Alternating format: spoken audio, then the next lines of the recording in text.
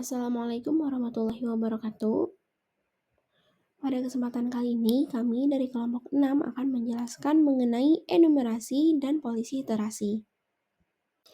Di sini saya sendiri, yaitu Jasmine Indiatita Kia dengan NPM 013, bersama dengan Salgian Adriansyah dengan NPM 046, Hadisti Salsabila Insyiro dengan NPM 012, Fahira Elektra Ahmad dengan NPM 014, Zia Rizkia Kaila Nabila dengan NPM 016, dan juga Vivit Alfiah dengan NPM 030.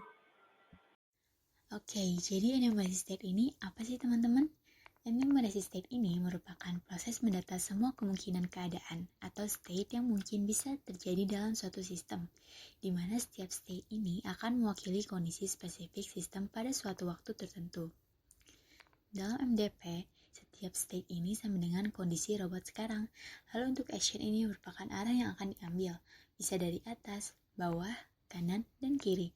Lalu ada next state, yaitu posisi setelah pengambilan dari action. Lalu yang terakhir merupakan reward, nilai atau penalti dari langkah yang diambil. Nah, di sini terdapat contoh untuk simulasi grid 3x3. Nah, untuk enumerasi state-nya itu, daftar semua kemungkinan posisi robot di grid. Karena gridnya 3 baris dikali 3 kolom, berarti terdapat 9 kotak yang artinya si robot ini memiliki 9 state. Nah, lalu robot ini bisa ada di state mana saja mulai dari S1 sampai dengan S9. Untuk sekarang, robot berada di dalam kotak S1. Kalau robot pindah ke sebelah kanan, berarti dia akan ke S2 dan seterusnya. Sehingga enumerasi state di sini mulai dari S1 sampai dengan S9. Kotak hijau dengan checklist ini dianggap sebagai S9 yaitu goal. Ketika robot mencapai kotak tersebut, misalnya dalam polisi iteration, dia akan mendapatkan reward. Di mana penerapan polisi iteration dalam kasus ini akan membantu menjawab dari setiap posisi gerakan mana yang paling optimal agar si robot ini cepat sampai ke tujuan dengan nilai tertinggi. Sehingga enumerasi state ini bertujuan untuk memahami seluruh ruang keputusan yang tersedia, memungkinkan kita menganalisis dan memprediksi hasil dari setiap aksi yang diambil. Dengan enumerasi yang lengkap, kita bisa memastikan nih bahwa semua kemungkinan telah diperhitungkan dalam perhitungan nilai dan kebijakan optimal. Halo semuanya, di sini saya akan menjelaskan mengenai Markov Decision Process atau bisa disebut juga pengambilan keputusan berurutan dalam lingkungan. Di sini agar lebih mudah dipahami, saya memberi contoh yaitu semisal ada sebuah game. Nah, di dalam game itu harus ada setiap langkah. Yang diharuskan yang pertama lihat kondisi sekarang, misalnya lagi lapar ataupun kenyang. Yang kedua pilih tindakan, mau makannya sekarang atau nanti nih. Dan yang ketiga dapat hasilnya, yaitu bisa kenyang, sehat, atau malah menyesal karena makannya junk food. Jadi di sini dari contoh ini merupakan proses keputusan berurutan supaya bisa pilih tindakan yang terbaik dari waktu ke waktu. MDP ini sendiri juga memiliki beberapa komponen. Yang pertama ada state atau biasanya dilambangkan dengan S, yaitu keadaan saat ini. Selanjutnya action atau A, pilihan yang bisa diambil. Transition atau P, itu peluang pindah ke kondisi lain setelah bertindak. Ada juga reward atau hasil, nilai dari suatu tindakan. Discount, itu nilai masa depan dianggap makin kecil karena kita lebih suka hasil yang sekarang. Di sini saya akan menjelaskan mengenai contoh sederhana Markov Decision Process atau MDP, yaitu seorang mahasiswa bisa memilih antara yang pertama bisa belajar, peluang lulus naiknya 80%, yang mendapatkan reward 10, atau nonton, dengan peluang lulus naiknya 20%, dapat rewardnya 2. Jika faktor diskonto atau tadi yang sudah dijelaskan, diskonnya itu 0,9 dan nilai masa depan setelah lulus adalah 50. Berapa nilai V dari masing-masing pilihan? Mana yang lebih baik? Di sini jawabannya yaitu kita menghitung nilai dari suatu state ini sendiri. Yaitu dengan ambil aksi A yang terbaik. Nah, A ini merupakan aksi atau tindakan yang bisa diambil. dikali dengan peluang perpindahan dari S ke S aksen jika ambil aksi A. Dan juga dikali lagi dengan reward yang didapat kalau dari S ke S aksen pakai A, ditambah dengan discount faktor seberapa penting masa depan yang dikali dengan nilai dari suatu state aksen itu sendiri. Nah, di sini bisa dilihat bahwa untuk yang belajar memperoleh nilai 44 dari rumus yang tadi, dan juga yang nonton itu memperoleh nilai 9,4. Di sini aku akan menjelaskan satu lah ya. Di sini 0,8 itu dari peluang lulus naiknya nih. Yang belajar itu 80%. Nah, 10 itu dari soal, kan di sini ada dapat reward 10 dikali 0,9 dari soal juga, faktor diskonto, dan 50 itu dari nilai masa depan setelah lulus. Ditambah 0,2 ini dari peluang lulus naik dari yang nonton, dan juga untuk bisa menghitungnya nonton, di sini ada rewardnya 2. Jadi kesimpulannya adalah pilih yang belajar karena nilai totalnya lebih tinggi daripada yang nonton.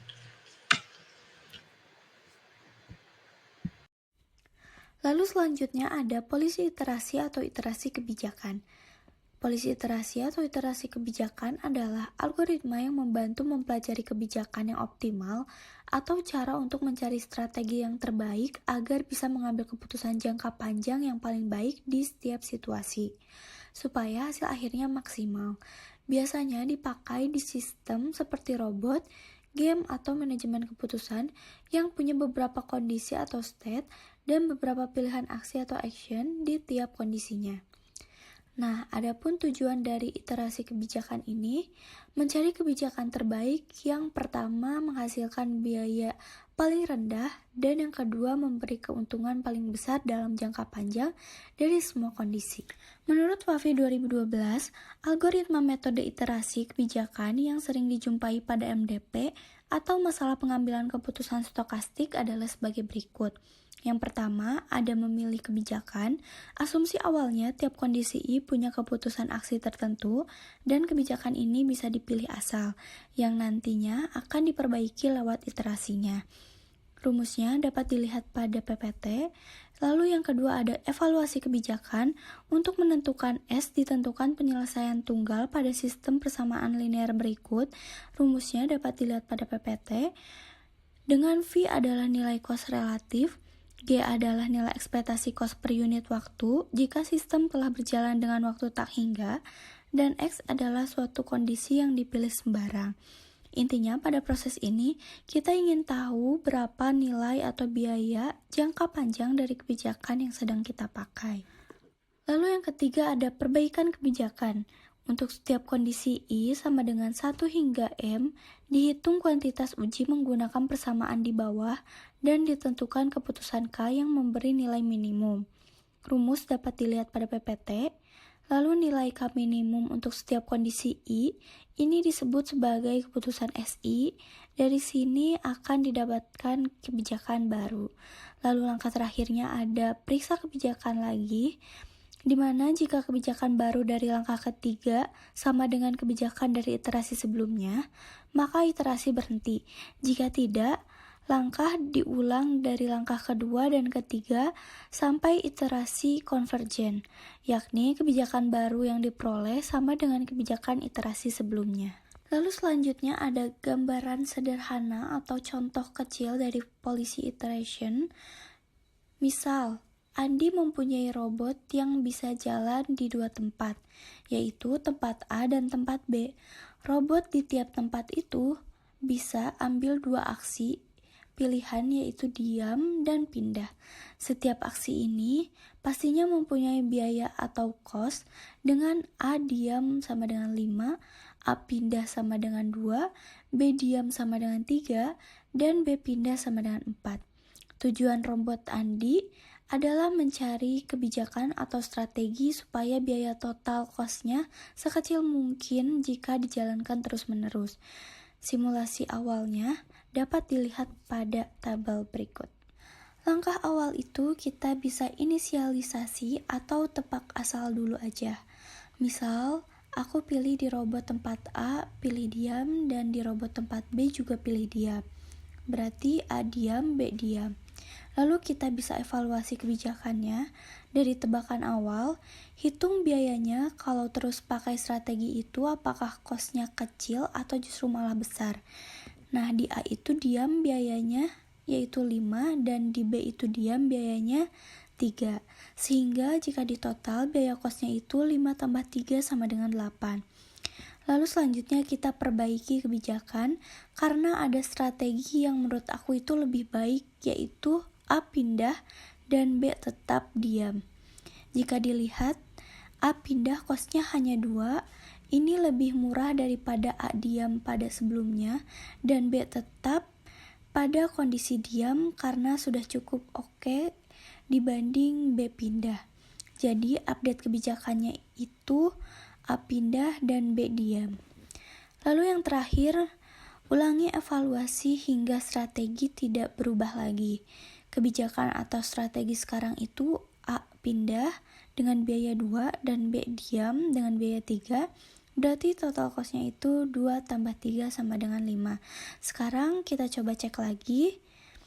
Di A udah dipilih yang paling murah karena pindah sama dengan 2, sedangkan diam sama dengan 5. Dan di B udah pilih yang paling murah juga karena diam sama dengan 3 dan pindah sama dengan 4. Jadi di sini tidak ada perubahan lagi dan iterasi selesai. Selanjutnya untuk rumus sebelumnya akan dijelaskan pada contoh soal berikutnya. Simulasi dari enumerasi dan polisi iterasi bisa dijabarkan melalui robot pada grid world, di mana mula-mula terdapat sebuah robot yang berjalan di dalam grid world berukuran 3x4. Grid ini terdiri dari beberapa kotak yang dapat dilalui, sebuah jalan keluar atau tujuan dengan reward positif, sebuah jebakan dengan reward negatif, serta sebuah tembok yang tidak dapat dilewati. Robot harus memutuskan rute terbaik untuk mencapai tujuan sambil menghindari jebakan dan harus mempertimbangkan setiap langkahnya agar total nilai yang diperoleh sebesar mungkin dan menggunakan enumerasi dan polisi iteration untuk membantu robot menentukan langkah yang akan diambil. Simulasi enumerasi bisa dilakukan dengan rumus berikut. Yang diketahui, S merupakan posisi saat ini atau robot, lalu ada A di mana aksi yang dipilih atau arah robot berjalan, lalu ada S dengan posisi setelah aksi, lalu ada T di mana probabilitas sukses pindah ke S biasanya berjumlah 0,8 ke arah yang kita tuju atau 0,1 ke kiri dan ke kanan. Lalu ada R di mana reward dari langkah tersebut. Kita menggunakan minus 0,04 setiap langkahnya, kecuali pada goal atau trap dan juga pada tembok. Lalu ada gamma atau Y di mana ini merupakan diskon atau 0,9 digunakan karena umum. Lalu ada diketahui di mana jumlah goal itu adalah 1 plus 1, lalu jebakan itu negatif 1. Tembok tidak bisa dilewati maka bernilai 0. Lalu selanjutnya masuk ke rumus di mana pada enumerasi ini pertama-tama kita menghitung dari iterasi 0 ke iterasi 1. Memasukkan rumus lalu didapat dari kotak grid 1,1 karena robot berada pada kotak tersebut. Didapat perhitungan di mana 0,8 dikali minus 0,04 ditambah 0,9 lalu dikali lagi dengan grid di atas kotak tersebut di mana 1,2 yang bernilai 0. Lalu ada 0,1 dikali minus 0,04 ditambah kotak sebelah kanannya di mana 2,1 yang bernilai 0 juga. Lalu ditambah dengan 0,1 dikali minus 0,04 ditambah 0,9 dan dikali dengan kotak itu sendiri yang bernilai 0 juga. Lalu bisa dilihat bahwa hasil dari iterasi 1 yaitu minus 0,04, di mana kita hanya menghitung titik robot itu berada dan lalu menyebar ke sebelahnya. Di iterasi pertama, setiap langkah memiliki reward tetap sebesar minus 0,04, maka nilai V di grid 1,1 adalah minus 0,04. Pada iterasi kedua, nilai tersebut turun menjadi minus 0,076 karena memperhitungkan nilai dari grid tujuan sesuai arah polisi awal. Proses evaluasi ini berulang hingga ke iterasi 35, di mana seluruh nilai state sudah konvergen atau perubahan antar iterasi sangat kecil dan bisa dihentikan. Dengan ini, robot dapat menentukan kebijakan optimal berdasarkan nilai setiap state. Lalu selanjutnya masuk ke simulasi polisi iteration, di mana pada rumusnya hampir mirip pada enumerasi sebelumnya, namun terdapat P per S, di mana P ini yaitu kebijakan atau polisi yang berfungsi untuk menentukan aksi atau langkah selanjutnya yang harus diambil di setiap state-nya.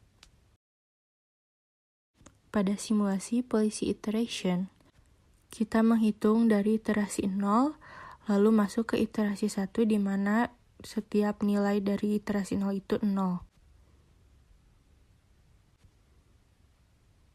Lalu selanjutnya masuk ke iteration 1 di mana tiap kotaknya itu bernilai minus 0,04. Didapat dari minus 0,04 yaitu reward tiap langkahnya, lalu ditambah dengan 0,9 atau gamma, lalu dikali dengan grid setelahnya atau 2,1 jika kita memulainya dari 1,1. Lalu didapatkan hasil dari grid 1,1 yaitu minus 0,04.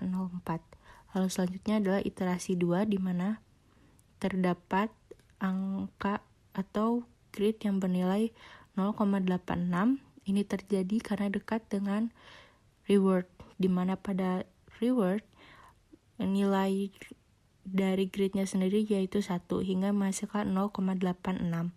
Lalu ada kotak yang bernilai minus 0,94 didapat karena dia dekat dengan jebakan yang bernilai minus 1 sehingga bernilai minus 0,094. Perhitungan ini nantinya dilanjutkan hingga konvergen. Pada iterasi ketiga, simulasi polisi iteration, nilai pada beberapa kotak mulai terlihat stabil. Berdasarkan nilai-nilai tersebut, panah arah atau kebijakan di kotak 1,1 menunjuk ke kanan, menuju kotak 2,1, karena pada iterasi sebelumnya arah ini memberikan estimasi nilai terbaik dibandingkan alternatif lainnya. Meskipun nilai di 2,1 sendiri masih negatif yaitu minus 0,886, pilihan ini lebih baik dibandingkan naik ke 1,2 yang hanya bernilai minus 0,488. Dalam polisi iteration, arah panah dipilih berdasarkan nilai yang dihitung dari kombinasi probabilitas transisi dan reward diskon masa depannya, dengan mempertimbangkan semua kemungkinan arah dan nilai tetangganya. Arah kanan masih jadi pilihan terbaik saat di iteration 3.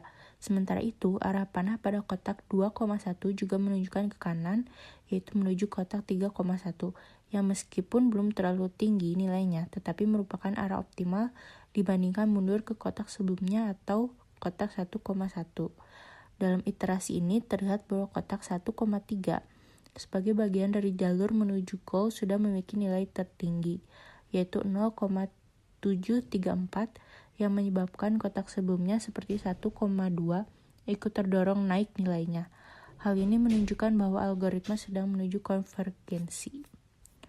Lalu karena terdapat jebakan di kotak 3,2, arah panah kebijakan tidak boleh sembarangan mengarah ke sana. Maka dari itu, panah di kotak 2,1 seharusnya tidak ke kanan bila ada resiko robot bergerak ke arah jebakan. Lalu selanjutnya harus masuk ke iterasi selanjutnya. Perlu adanya iterasi selanjutnya agar arah panah diperbaiki berdasarkan evaluasi nilai tetangga dan resiko transisi yang menyebabkan penaltinya menjadi tinggi. Lalu dilanjutkan hingga iterasi menjadi konvergen dan arah panah tidak berubah lagi di kemudian iterasi. Oke, selanjutnya kita masuk ke studi kasus. Nah, kali ini kita ambil dari skripsinya Mas Ahmad, alumni Matematika UB, yang bertujuan untuk menentukan keputusan perawatan yang optimal untuk mesin-mesin di PT Pindad Persero. Tentunya untuk optimasi biaya yang dikeluarkan itu minimum. Nah, mesin yang kita analisa hanya satu saja, yaitu mesin bubut. Ya, jadi pertama-tama kita klasifikasikan state yang ada. Untuk di skripsi ini ada 4 state, yaitu kondisi 1, 2, 3, 4. Yang pertama, kondisi 1 itu baik, artinya mesin baru atau tidak mengalami kerusakan sama sekali. Lalu yang kedua, itu kerusakan ringan, artinya hanya kerusakan kecil saja seperti baut kendur, pisau tumpul, dan lain-lain. Lalu yang ketiga itu kerusakan sedang, jadi mesin ini dapat beroperasi tetap, namun mengkhawatirkan, misalnya roda gigi aus, dan lain-lain. Lalu yang terakhir itu kerusakan berat, artinya mesin ini sama sekali tidak dapat beroperasi, misalnya karena belt putus. Lalu dari kondisi tersebut, ada 3 jenis yang perusahaan bisa lakukan. Yang pertama, tentu tidak dilakukan tindakan. Ini bisa saja dilakukan ketika mesin itu memang dalam kondisi 1 atau kondisi baik. Lalu pencegahan atau preventif. Nah, ini tuh adalah perbaikan kecil yang mengembalikan mesin ke kondisi sebelumnya. Artinya, jika mesin berada dalam kondisi 3 atau kerusakan sedang, lalu perusahaan melakukan pencegahan, akan mengembalikan kondisi mesin ke kondisi 2. Nah, yang terakhir itu perbaikan atau korektif, artinya perbaikan besar yang mengembalikan mesin ke kondisi 1 baik. Jadi mau mesin itu rusak ringan, rusak sedang, maupun rusak berat, jika dilakukan perbaikan akan langsung ke kondisi 1 atau kondisi mesin yang baik-baik saja. Lalu untuk total biayanya bisa dilihat di sini dari masing-masing kondisi, baik pencegahan atau perbaikan di setiap kondisi itu berapa. Nah, kenapa nggak ada pencegahan atau perbaikan kondisi 1? Hal ini karena kondisi 1 itu artinya mesin baik-baik saja, jadi tidak dilakukan perawatan gitu. Jadi ya tentu costnya juga 0. Lalu jumlah rata-rata awal mesin ini dapat dilihat di sini. Misalnya awal untuk mesin yang kondisi awalnya itu baik dan tetap baik itu 18,33 unit. Itu rata-ratanya. Nah, sedangkan untuk mesin yang awalnya itu baik tetapi berakhir rusak ringan ada 1,33 unit. Nah, ini jumlahnya sekian ya. Bisa dijumlahkan sendiri, ini totalnya bakal 22. Nah, dari sini bisa dibikin matriks transisi. Ingatkan caranya. Jadi setiap stage di sini dibagi dengan jumlahnya gitu secara horizontal. Misalnya 0,88 ini tuh dapat dari mana? Itu tuh dapat dari pembagian antara 18,33 dibagi 20,83. Jadi hasilnya 0,88. Nah, ketika dijumlahkan, ini tuh juga hasilnya harus 1 kan. 0,88 ditambah 0,04, 0,032 tambah 0,24, ini hasilnya 1. Nah, ini untuk matriks probabilitas transisi awal untuk pencegahan dan perbaikan jika dilakukan itu bisa dilihat kan bakal bergeser gitu ke kondisi state sebelumnya untuk pencegahan, dan untuk perbaikan akan langsung ke kondisi baik. Jadi ini costnya juga bisa dilihat di sini. Nah, mungkin timbul pertanyaan kenapa yang baris pertama itu nggak ada perubahan sama sekali gitu. Nah, ini karena kita seperti yang dibahas di awal, untuk tindakan yang bisa dilakukan itu tuh hanya untuk mesin yang mengalami kondisi 2, 3, 4. Jadi kalau kondisinya 1 atau baris ke 1 itu kondisi mesin artinya baik-baik saja di awal. Jadi tidak dilakukan upaya pencegahan ataupun perbaikan. Makanya nilainya tetap segitu. Nah, untuk metode yang dilakukan ada 2 kan. Ada enumerasi dan polisi iterasi. Nah, ini metode yang pertama yaitu metode enumerasi lengkap. Jadi, metode yang pertama ini tuh bekerja dengan cara dicoba semua nih kemungkinan yang ada atau kebijakan yang ada, lalu dihitung biayanya. Nah, lalu di sana dipilihlah yang paling murah.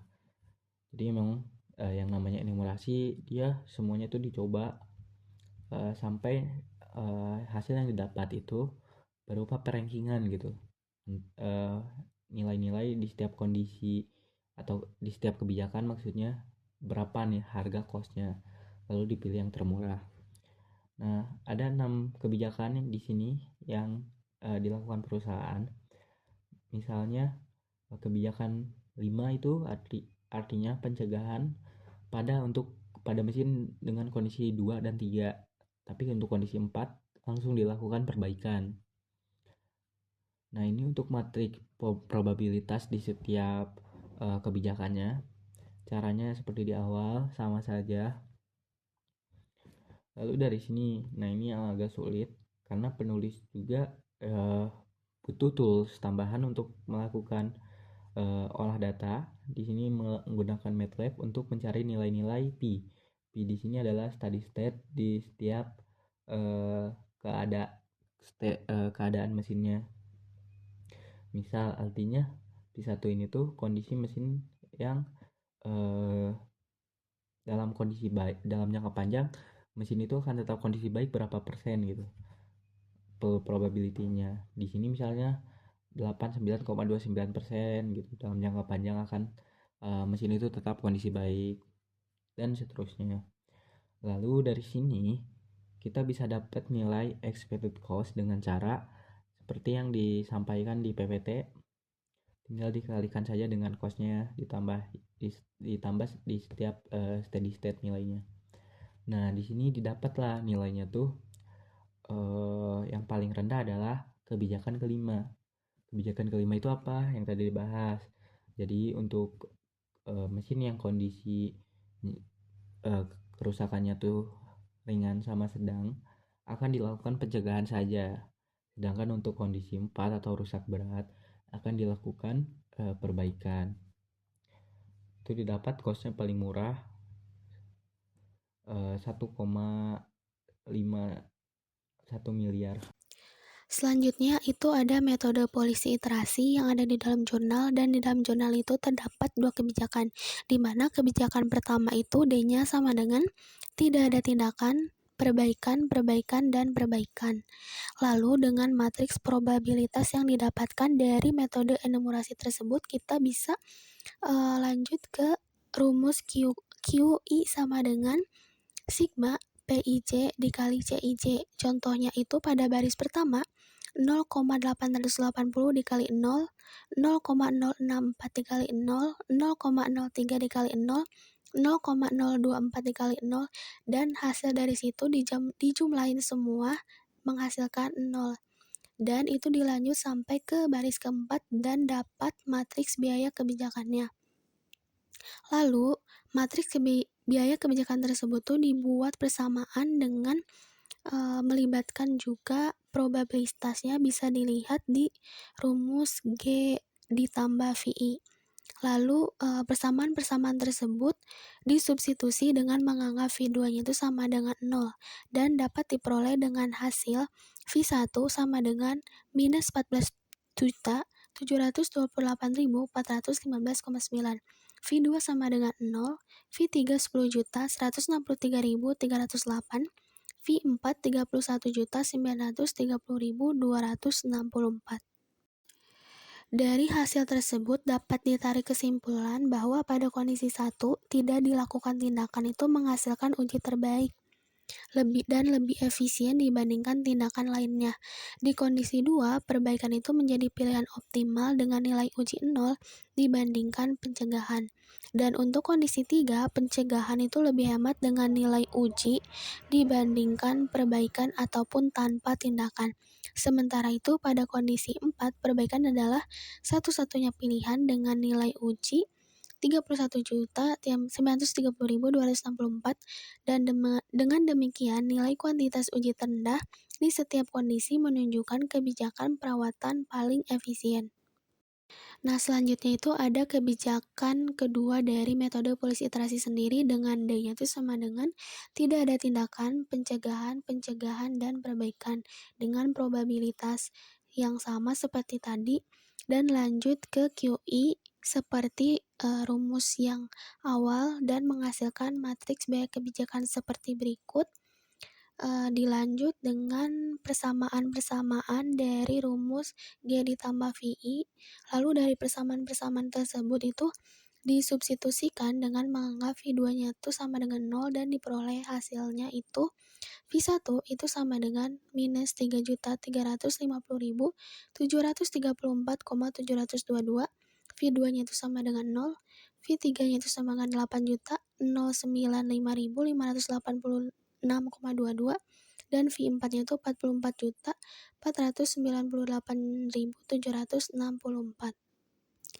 Dari kebijakan kedua tersebut, kita dapat menarik kesimpulan bahwa pada kondisi 1, tidak melakukan tindakan itu merupakan opsi terbaik dengan nilai kuantitas uji paling kecil dan lebih efisien dibandingkan pilihan lain. Di kondisi 2, pencegahan menjadi tindakan paling optimal dengan nilai kuantitas uji 0,174 jauh lebih rendah dibandingkan perbaikan. Dan untuk kondisi 3, pencegahan juga lebih hemat dibandingkan perbaikan atau lebih ditindak. Dan 4, kondisi 4, satu-satunya tindakan yang tersedia adalah perbaikan dengan nilai kuantitas uji 44.498.768,17. Dan demikian, kebijakan terbaik di setiap kondisi itu adalah tindakan yang menghasilkan nilai kuantitas uji paling rendah.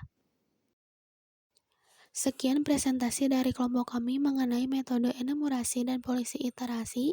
Mohon maaf jika ada kesalahan. Sekian, terima kasih.